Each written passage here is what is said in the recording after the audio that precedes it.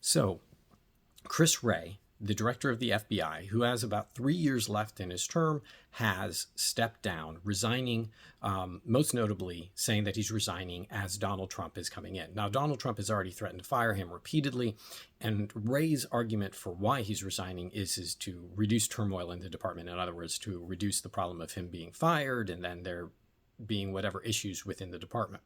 Now, the reason why this is interesting is because Chris Wray was appointed by Donald Trump.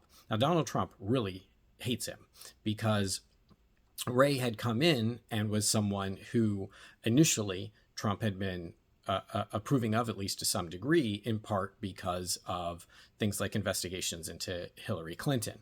But he tapped him to replace Comey, who Donald Trump had also come to have great disdain for because of Comey's investigations into Donald Trump, despite the fact that initially Donald Trump had been a fan of his because of the investigation into Hillary Clinton.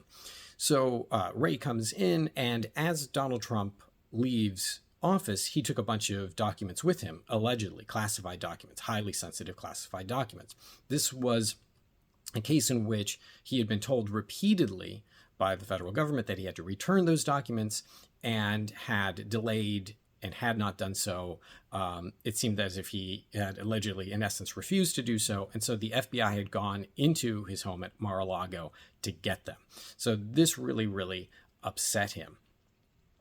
He said that Christopher Wray had invaded his home, right, because Wray had signed off on it. Now, it should be noted that any of us, the FBI would have raided our homes far, far sooner, right? And so this is just kind of another example of how politicians, and Donald Trump in particular, believe that they should somehow be above the law, right? Whereas, like, for us, we would have absolutely no say in something like that, that it would be immediately they would come in and get the documents from us and arrest us.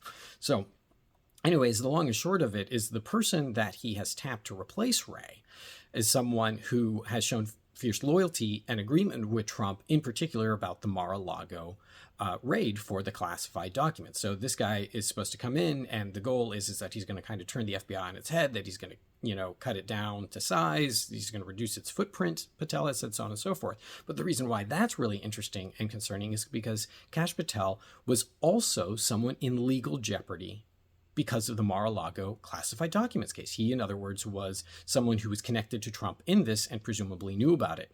And so until that case kind of magically disappeared, Patel was also in danger. And so this is another example of how Donald Trump is surrounding himself not just with people who say that they're loyal to him, but people who need Trump for their protection.